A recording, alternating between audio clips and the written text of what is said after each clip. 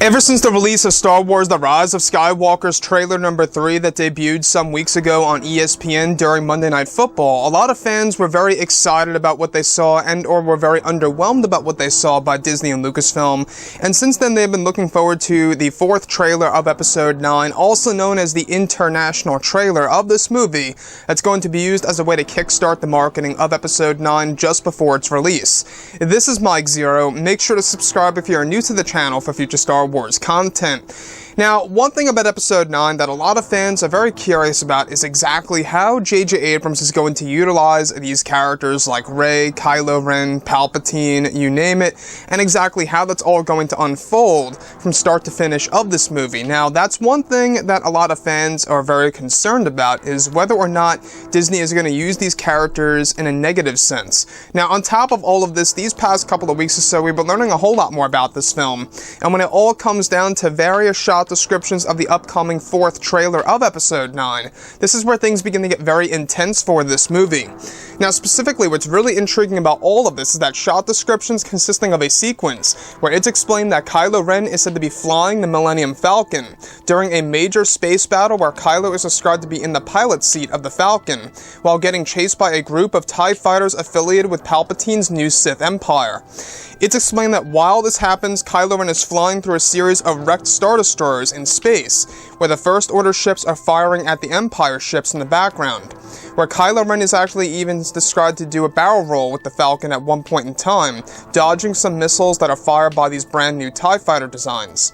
While this happens, it's explained that a revised track of the asteroid theme by John Williams is said to play over the shot as Kylo dodges the missiles from the TIEs in the distance. Now, the sequence is said to be very fast-paced and action-packed, with dozens of explosions in space as a battle sequence, where the next describes a segment in which Palpatine is said to be laying on a medical table of some kind, where Kylo Ren is said to be walking into Palpatine's personal medical room, where his Sith loyalists are by his side. This is where Kylo Ren is said to walk casually toward Palpatine, where Kylo ignites the saber, followed by a shot of Palpatine's face, showing that, of course, the shot of Palpatine's face glowing red from Kylo's lightsaber, where he begins to laugh. This was said to originally be a part of the 3rd trailer by Disney and Lucasfilm for Episode 9, but was saved for the international trailer by Disney and Lucasfilm.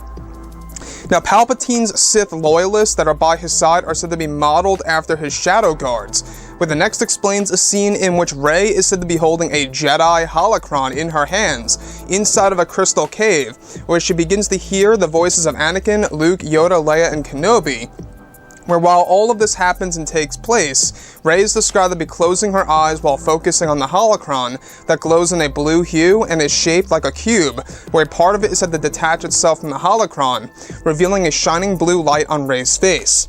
It's explained that Disney and Lucasfilm wants to make holocrons very familiar to the fans, with The Rise of Skywalker just as much as lightsabers are in Star Wars.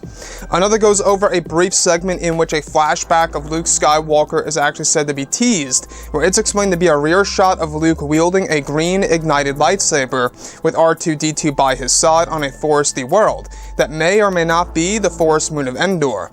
It's explained that though Luke's face is not seen, a rear view of Luke is showing him in black Jedi robes, just as he wore them in The Last Jedi, with a green saber where a female begins to approach him with the hood over her head. This most likely alludes to the flashback of a young Luke and Leia Jedi training with their lightsabers on the planet with tons of trees that was filmed around 1 year ago. The new trailer is explained to have tons of prequel and original trilogy references and connections, as well as Easter eggs that will be hard or easy to pick out, and that Lucasfilm is getting ready to market the film by bringing it into full swing before its official release date. So let's go over a couple of parts about this. Now, in case you guys did not know, we are now just only 31 days away. Alright, basically just 1 month now until the release of Episode 9, and this is exactly where Disney and Lucasfilm are going to release the international trailer very soon, followed by a series of TV spots. I think that The Last Jedi had around like 26 TV spots. I'm pretty certain that they're not going to go that high for The Rise of Skywalker because At this point in time, The Last Jedi was already releasing TV spots early, and so far The Rise of Skywalker hasn't done any of them with new footage. So with that being said, the one part about this that I think really catches my interest, and really kind of just piques my interest, I should say, about Kylo Ren, is that there is going to be a segment in which he is flying the Millennium Falcon. Now, I think that this is something that a lot of fans are going to debate over on whether or not this means that Kylo Ren is either A, stealing the Falcon, or B, is actually now fully redeemed as Ben Solo and trying to save his father's legacy, the Millennium Falcon. At the end of the day, you know, when you think about Han Solo, what do you really think about? What's affiliated with Han Solo? You always think about Chewbacca and the Millennium Falcon, right? And that's the thing. It seems like that it could be either or. It could be Kylo saving his father's legacy and then of course the Falcon, or it could be Kylo Ren stealing the Falcon. What do I think is more likely in this scenario? Most likely I would have to say that this is Kylo Ren stealing the Falcon, because from the leaks that we actually went over, Ben Solo is actually said to not turn until some point in time when he's actually fighting Rey on the second Death Star wreckage, at some point in time after his defeat against Rey. So, with that being said, we do know that this movie is going to have various space battles in Episode 9. That's exactly what J.J. Abrams wants to do. And the fact that they are using a revised track of the asteroid theme, the asteroid field theme, I think that's a very fitting moment for The Rise of Skywalker, how Kylo Ren is dodging, you know, pieces of wrecked Star Destroyers flying through them. And you can see how it parallels that of The Empire Strikes Back, where we have, of course, you know, Han, Leia, everybody else dodging the asteroids, and of course, The Empire Strikes Back. And that's exactly what they want to do here with Episode 9.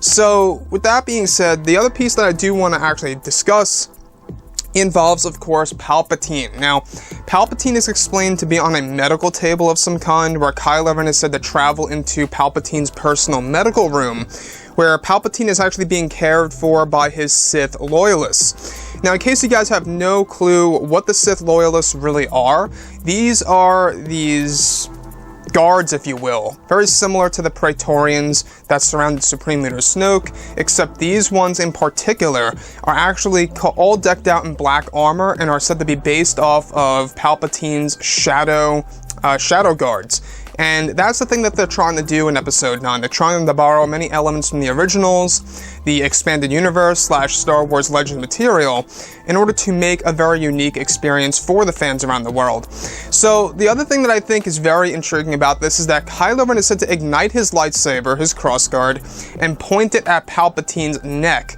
Now, once again, this is a very, traditional thing for Kylo Ren, it seems. It seems like that they are really trying to do exactly what Kylo Ren did to Rey on Takodana in The Force Awakens, where he points his saber at Rey's neck. Now he's doing it to Palpatine's neck.